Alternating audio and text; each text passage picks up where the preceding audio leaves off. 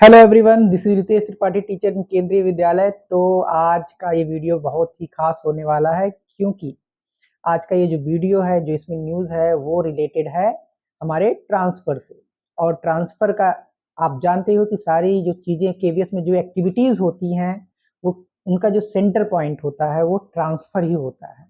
Transfer के आस-पास सारी चीज़ें घूम रही होती हैं। तो हमारे डिपार्टमेंट में ट्रांसफ़र्स का जो शेड्यूल है वो आ चुका है। कैलेंडर एक्टिविटीज़ के कैलेंडर जारी हो गए हैं और बहुत सारे लोग हम लोग तो जैसे एक्साइटेड हैं क्योंकि अभी तो ट्रांसफ़र हो सकता है। आपको बता दूँ कि ट्रांसफ़र होने के लिए पहले तो जो केवीएस का एक एनुअल प्रोसेस होता था, बट कुछ समय से ये थोड़ा-सा उसमें कुछ रुक गया था। मतलब एक रूटीन में नहीं आ पाया था, बट फिर से एक केवीएस ने अपना एक रूटीन पकड़ लिया है और उस रूटीन के बेस पर वो जो है काम करना स्टार्ट कर दिया है। तो आपको बता दूँ कि ट्रांसफ़र के फॉर्म जो है आ गए हैं, मतलब गाइडलाइंस अभी नहीं आया है, बट सारी चीज़ें डेट वगैरह आ गई हैं और उस डेट के अकॉर्डिंग जो है वो एक कैलेंडर आया है, उस कैलेंडर के बेस पर ट्रांसफ़र होना है। अब दूसरी बात, इससे जो रिलेटेड चीज़ है, इस पे जो डिपेंड चीज़ें रहेंगी, बाकी सारी चीज़ें जैसे वेटिंग लिस्ट आनी है कि नहीं आनी है। वेटिंग लिस्ट तो आती ही है हमेशा से और आएगी भी, बट कब आएगी, अब ये इसका रिलेशन सीधा-सीधा ट्रांसफ़र से है। अब डायरेक्टली कब आएगी ये किसी को नहीं पता कि कब आएगी, क्योंकि अभी अब देखा जाएगा कि केवीएस के लिए जो है सबसे इम्पोर्टेंट क्या है, वो वेटिंग लिस्ट देना या फिर जो है ट्रांसफ़र को पहले जो है कंप्लीट करना। तो मैं इस वीडियो में ये भी बताऊँगा कि जो मेरे लिए नए हैं, अभी जो मेरा चैनल देख रहे हैं, पहली बार देख रहे हैं, तो मैं आपको ये बताना चाहता हूँ कि कुछ अपने बारे में कि मैं कैसे अपनी जर्नी 2019 से लेकर के 24, मतलब अगर अक्टूबर में देखा जाएगा तो 5 इयर्स में कंप्लीट कर लूँगा, लेकिन 5 4 एंड हाफ इयर्स में कैसे इन 4 सालों में ये मेरा तीसरा केवी है।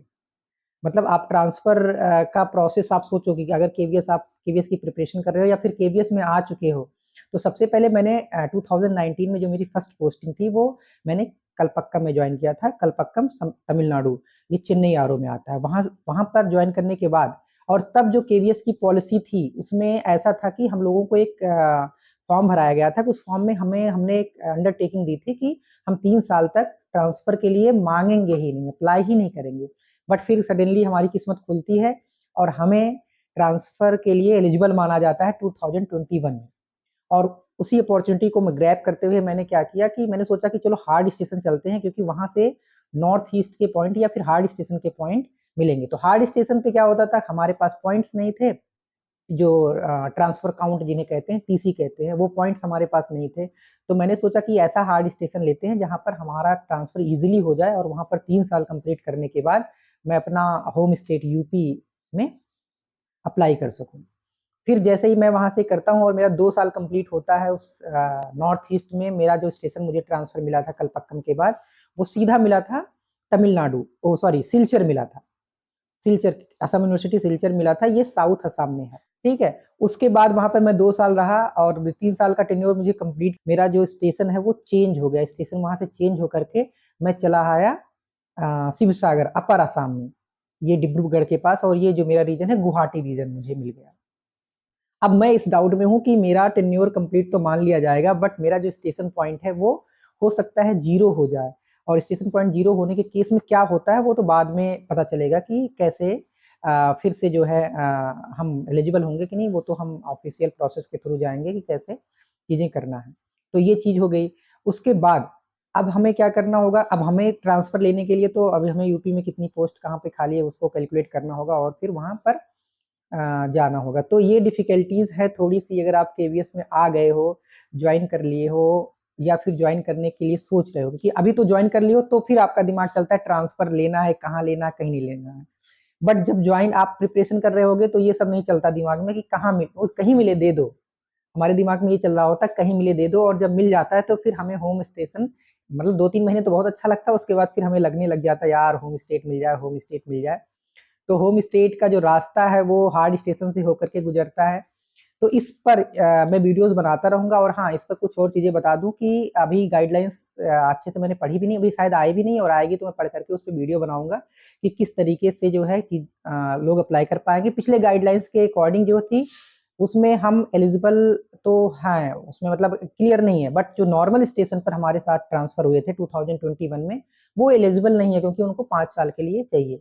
स्पाउस केस में लोग 3 इयर्स पे एलिजिबल हैं। तो ये सारी चीज़ें हैं। बेसिकली मुझे इस वीडियो के माध्यम से आपको बताना था कि हाँ, ट्रांसफ़र प्रोसेस स्टार्ट हो गया है और अब जो है वो दिन दूर नहीं, जो बहुत सारे लोग जो नॉर्थ ईस्ट में या फिर कहीं पर भी फँसे हुए, हार्ड स्टेशन पे फँसे हुए हैं, तो वो अपने घर जाने की जद्दोजहद में लग जाएँगे। साथ में जो अभी वेटिंग लिस्ट के लोग हैं, मतलब जो वेटिंग लिस्ट का वेट कर रहे हैं, हो सकता हो उनका इंतज़ार लंबा हो जाए, क्योंकि हो सकता हो केवीएस के लिए प्रायोरिटी जो है, वो ये हो जाए कि पहले ट्रांसफ़र दे दें। बीच में आपको पता है इलेक्शन भी है, तो इलेक्शन की वजह से भी सारी चीज़ें होंगी, क्योंकि प्रोसेस तो केवीएस का चलता रहेगा, ट्रांसफ़र सब कुछ रेडी कर देगा, पर रिलीविंग ऑर्डर नहीं जारी करेंगे जब तक इलेक्शन कंप्लीट नहीं माना जाता है। तो ये सारी चीज़ें हैं।